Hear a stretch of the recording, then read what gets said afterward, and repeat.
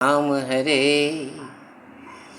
श्रीमन्नारायण गुरुदेव हरे सीताराम हरे राधा श्याम हरे श्रीमन्नारायण गुरुदेव हरे सीताराम हरे राधा श्याम हरे श्रीमन्नारायण गुरुदेव हरे सीताराम हरे राधा श्याम हरे श्रीमन्नारायण गुरुदेव हरे सीताराम हरे राधा श्याम हरे श्रीमन्नारायण गुरुदेव हरे सीताराम हरे राधा श्याम हरे श्रीमन्नारायण गुरुदेव हरे।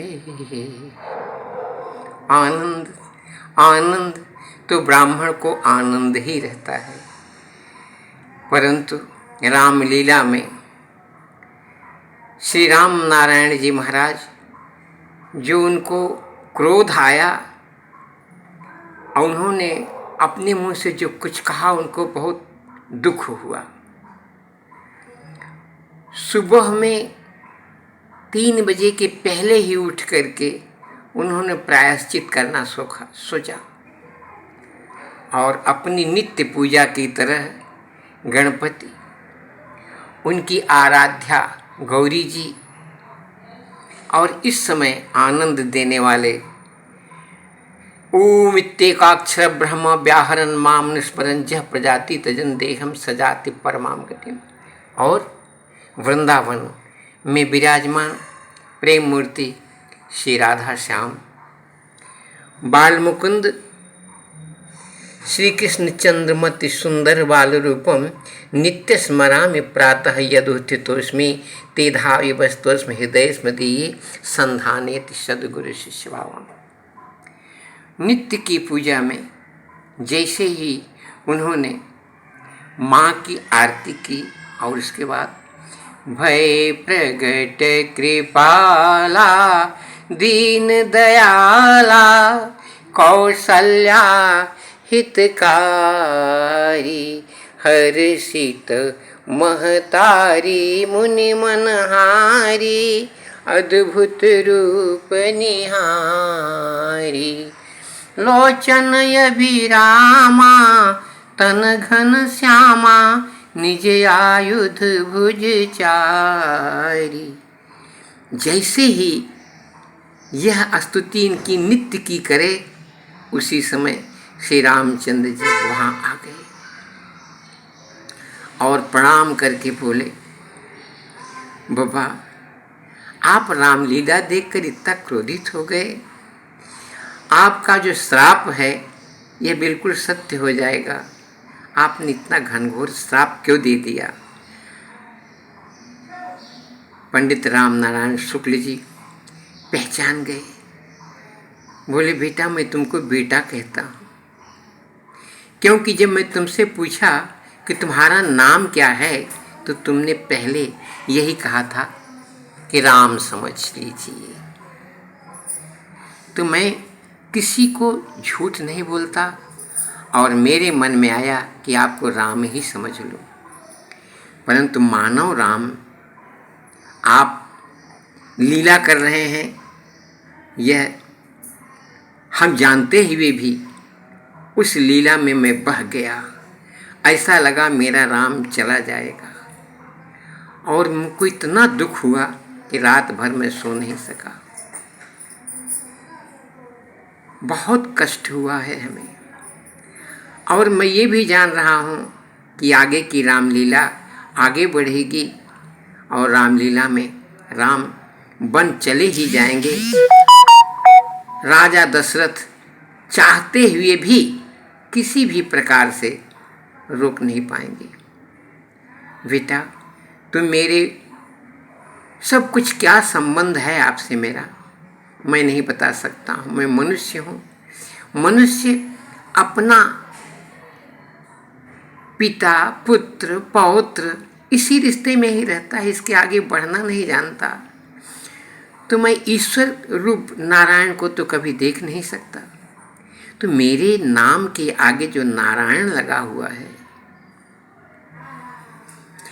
इससे कभी कभी मैं अपने अंदर ही उन ईश्वर को देखता हूँ तो आपका ध्यान आता है। जब आप पहले आए थे तो आपके नाक से नाक बह रहा था, उसी समय मैं आपसे नाम पूछा था। आज आपकी इतनी उम्र हो गई, शादी हो गई आपकी, और जब अच्छा समय आया तो आपको वनवास जाना पड़ रहा है। राम बोले, बाबा आप ही ने कहा था ना कि बेटा तुम यहाँ मत रहो, कमाई जा कर के बाहर करो।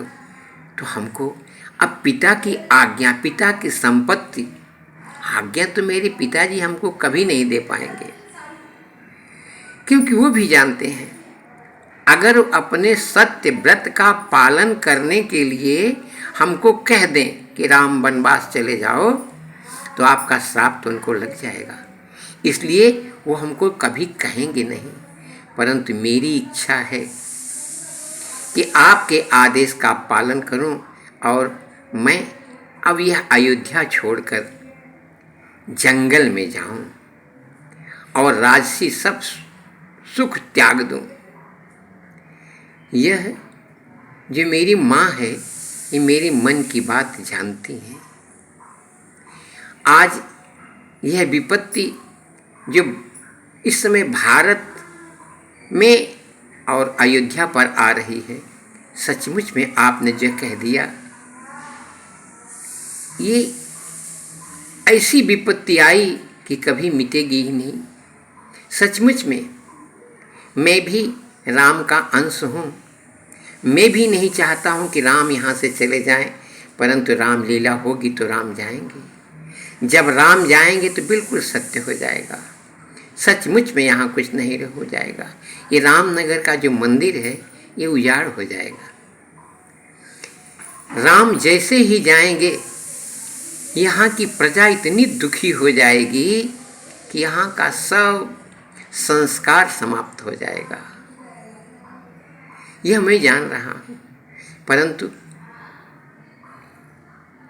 अब देवताओं का हित करने के लिए और वनवासियों को भी सुख देने के लिए, और जो उपद्रवी हैं जिनके माध्यम से संतों को बहुत दुख मिल रहा है, उनको भी आनंद से उस दुख से मुक्त करना, यह आपकी ही कृपा होगी। हे ब्राह्मण देव,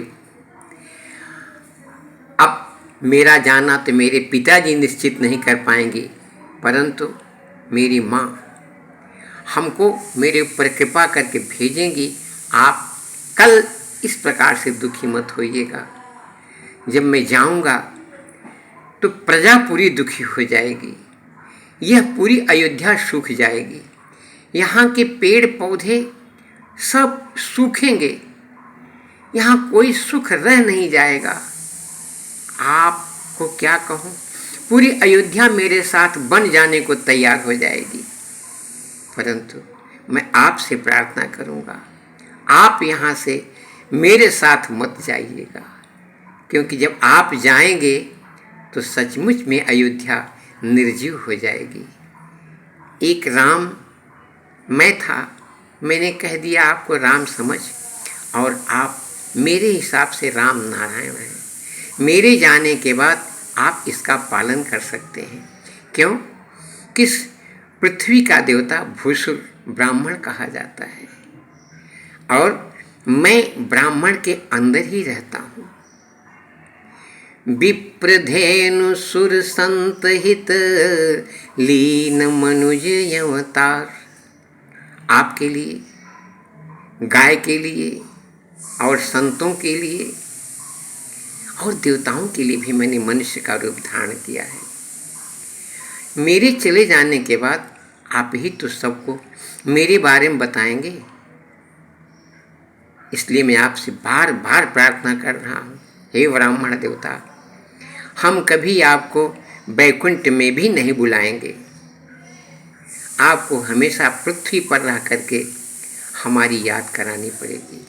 हमको भूल मत जाना। रामचंद्र जी। ऐसा कहते कहते रामलीला वाले राम जी बाबा के पैर पर अपना मस्तक रखे। उसी समय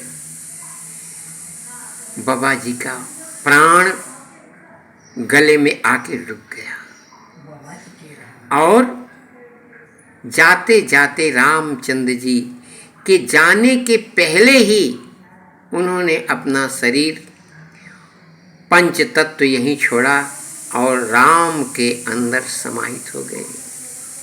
अब वे दूसरे रूप में ही दिखेंगे।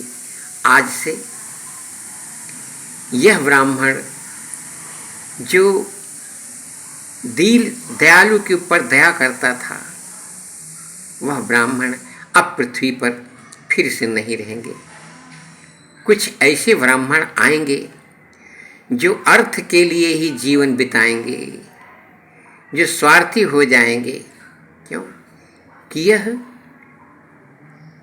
हानि लाभ जीवन मरण जस अपजस विधि हाथ, इतने दिन तक के लिए ही यह भारत राम राज्य था, जहाँ मैं